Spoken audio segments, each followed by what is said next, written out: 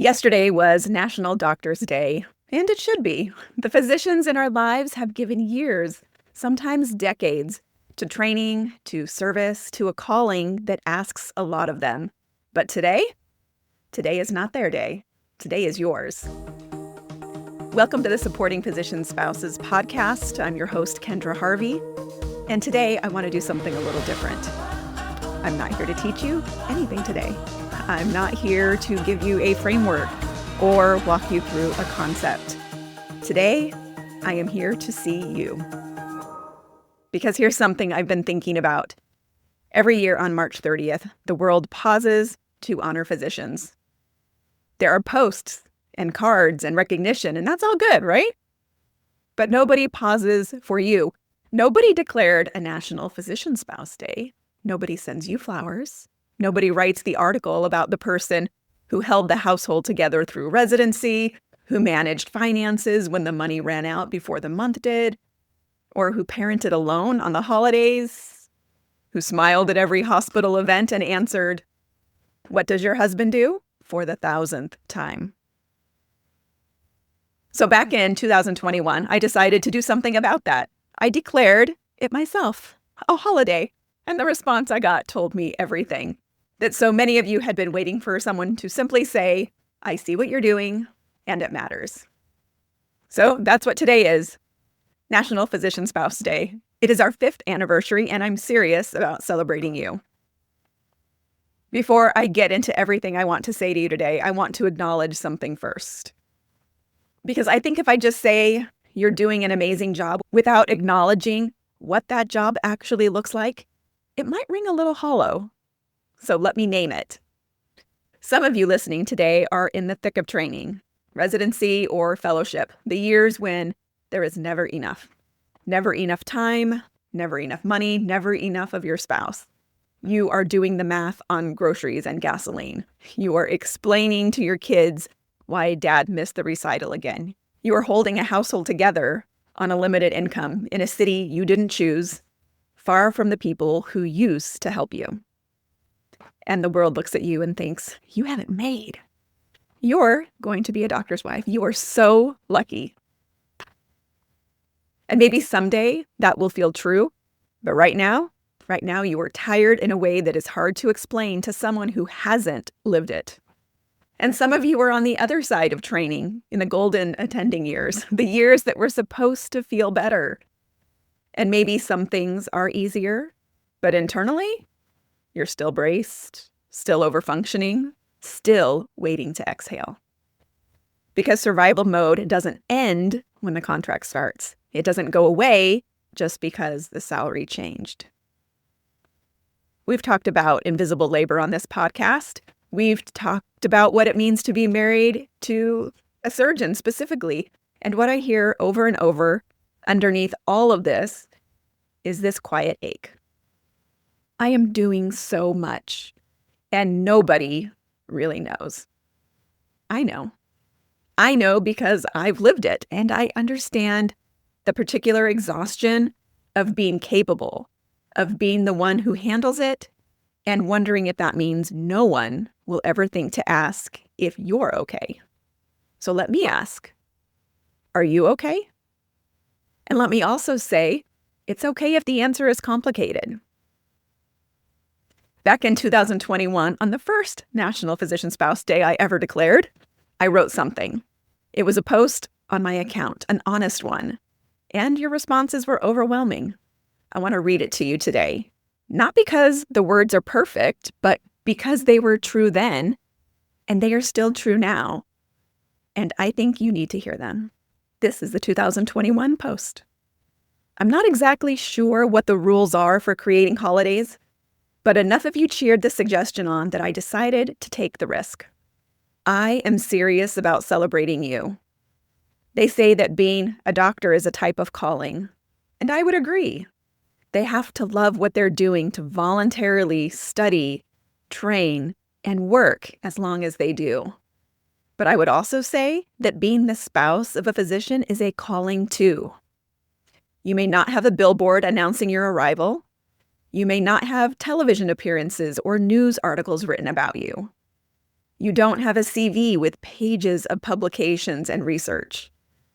You may never receive a gift from a grateful patient or praise for saving a life. You may never receive a dime for the work you do. Yes, his white coat may cast a long shadow, but please never forget that you are so much more than the spouse of a physician. So much more. Your contributions to the world may seem small by comparison, but that is a lie. The work you do is valuable, important, life-sustaining, no matter where it is performed or who sees it. Yes, you support your spouse in their professional calling, but this journey isn't just about them. Don't lose sight of that. In being married to a physician, I have found the best, strongest, most resilient, and creative version of myself. And I have met the most amazing women like you, who aren't afraid of doing hard things. Your strength and goodness are inspiring to me. We need you because of who you are, not who you are married to. You. This was true in 2021, and it is true today, and it will be true tomorrow, even if no one says it. I want to say a few specific things I wish someone had said to me in the middle of the hard years. Things I now say to the women I work with privately. Things I believe are true about you, even if you haven't been able to believe them about yourself yet. So I want you to do something for me right now. If you are driving, just listen. If you are folding laundry or loading the dishwasher or sitting in a parking lot before you walk into another obligation, wherever you are, I want you to just be here for a few minutes. Not multitasking, not problem solving, just here. Because what I'm about to say deserves your full attention. Not because it's complicated, but because you have probably never heard it said to you directly. You are not behind. I need you to really hear this one, because I know how easy it is to look at your life and feel like you took a detour. Maybe you had a career before medicine entered your life, and then you didn't. Maybe you had plans, and those plans got quietly set aside one season at a time.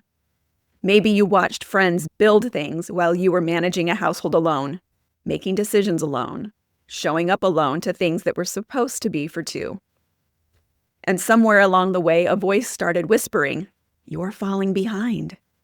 I want to challenge that voice today, because here's what I know. The skills you have built inside this life, the ability to manage uncertainty, to adapt without warning, to hold a family together through chaos, to stay steady when everything is unstable. Those are not small things.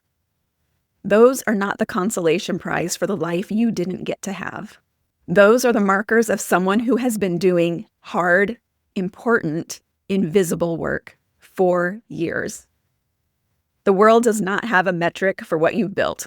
There is no LinkedIn profile for the woman who kept 4 children on a schedule while her husband was on call for 36 hours. There is no performance review for the woman who stretched the budget through a 3rd year of fellowship when everyone else her age was taking vacations. But that doesn't mean it doesn't count. It counts. Every single bit of it counts. You are not behind. You have been building something. It just doesn't look like what you expected. And it doesn't have a name that the world recognizes yet. But it is real, and it is yours. Next, your resentment is not a character flaw. You can love your spouse and still resent what this life cost you. Those two things can be true at the same time. They are not in conflict. And the resentment does not cancel the love. I think about the women that I work with, and I think about the women who write to me, and I think about my own story. And what I see over and over is this. We were never given a space to name the resentment without shame. So instead, we white-knuckled gratitude. We told ourselves we should feel lucky. We compared ourselves to people who had it worse. We made ourselves smaller so that the resentment wouldn't have room to breathe. And here's what happens when you do that long enough. The resentment doesn't go away. It just goes underground. And underground, it quietly shapes everything. How you show up in your marriage, how present you are with your kids, how much energy you have for your own life. The resentment isn't the problem. The silence around it is. When I talk about resentment on this podcast, I'm not talking about bitterness. I'm not talking about blame. I'm talking about the natural human response to giving more than you receive for longer than feels sustainable. That response is not a character flaw. It is always a signal. And signals deserve to be heard, not suppressed, not shamed, not buried under a gratitude list. So if you've been carrying quiet resentment and feeling guilty about it, I want you to put the guilt down today, just for today. You don't have to resolve it. You don't have to fix it. You don't have to be ashamed of it anymore. Next, I want you to hear, you are not ungrateful. You are not selfish. You are tired, and you have been carrying something heavy without enough help. That is the truth. And the truth is allowed to be named. Here's another. You are allowed to want more. This one is quiet, isn't it? It's the thing that lives underneath all the overfunctioning and the busyness and the holding it together. It's the thought you have at 11 p.m. when the house is finally still. It's the sentence that starts with, someday I want to, and then trails off because you're not sure you're allowed to finish it. I want to tell you, you are allowed to finish that sentence. Wanting something for yourself, a purpose, a direction, a creative outlet, a career, a sense of identity that exists outside of your role in this family is not selfish. It is not a betrayal of your marriage or your children or your commitment to this life. It is human. I think one of the most insidious things about survival mode is that it teaches you to shrink your desires down to fit what is available. When there is not enough time, not enough money, not enough support, you learn to want less. And eventually, wanting less becomes its own kind of identity. You stop knowing what you actually want because you've spent so long editing yourself down to what is possible. But here is what I believe. The version of you that exists on the other side of survival mode is not smaller. She is more. She has more capacity, more clarity, more groundedness than you can probably imagine right now from where you are standing. And she is allowed to want things. Not someday, not once everything settles, not once the training ends or the kids are older or the schedule gets easier. Now, right now, in this season, in whatever form is available to you now, you are allowed to want something for yourself. You are allowed to be building towards something. You are allowed to take up space in your own life. Wanting more is not a problem to solve. It is a signal that you are still in there, and that matters. I saved this one for last because I want to say it slowly. You are doing a great job. Not a great job given how hard it is. Not a great job considering what you're working with. Not a great job for someone who has very little support and very few resources and a partner who is perpetually unavailable. Just a great job. Full stop. No qualifications. I want you to think about what your days actually look like. I want you to think about the decisions you make before 8 a.m. that nobody sees.